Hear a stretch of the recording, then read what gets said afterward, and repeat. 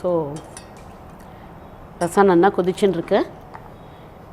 இதில் கொஞ்சமாக இஞ்சியை நறுக்கி போட்டிருக்கேன். இஞ்சி எப்பயுமே போடுறச்சே தோலை சீவிட்டு போடணும், ஏன்னா தோல் கொஞ்சம் பாய்சனஸ். ஸோ இப்போ ரசம் நல்லா கொதிச்சுடுத்து. நான் இதில் பருப்பை வேக வச்சுருந்த பருப்பை கரைச்சி ஊற்றுறேன். ஸோ இது வரைக்கும் ரசம் வந்து உங்களுக்கு ஒரு நார்மல் ரசம் மாதிரி தான் ஆயின்ருக்கு. ஸோ புதினா டேஷ் ஆஃப் புதினா ஆட் பண்ணோடனே இதோட டேஸ்ட்டே மாறிடும். ஸோ இது கொதிக்கிறதுக்குள்ளேயும் நம்ம கொஞ்சமாக ரசப்பொடியை ஆட் பண்ணிடலாம்.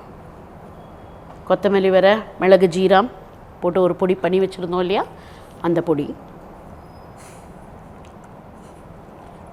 இப்போ ஒரு சின்ன தாளிச்சு கொட்டுறதுக்கான ஒரு இலிப்சட்டியை போட்டு அதில் கொஞ்சமாக நெய் விட்டுண்டு அதில் கொஞ்சம் கடுகு தாளிச்சு கொட்டி, அந்த கடுகு பொரிஞ்ச உடனே அதை நம்ம ரசத்தில் விட்டுட்டு நம்ம ரசம் ஆகிடும். அதோட இந்த கொதிக்கிற ஸ்டேஜில்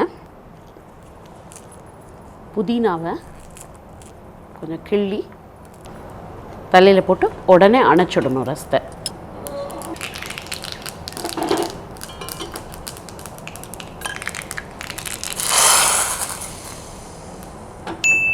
நம்ம புதினா ரசம் ரெடி.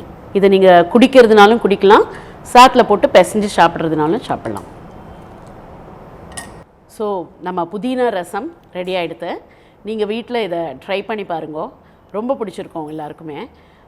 இன்னொரு டிஷ்ஷோடு உங்களை அடுத்த வீடியோவில் சந்திக்கிறேன்.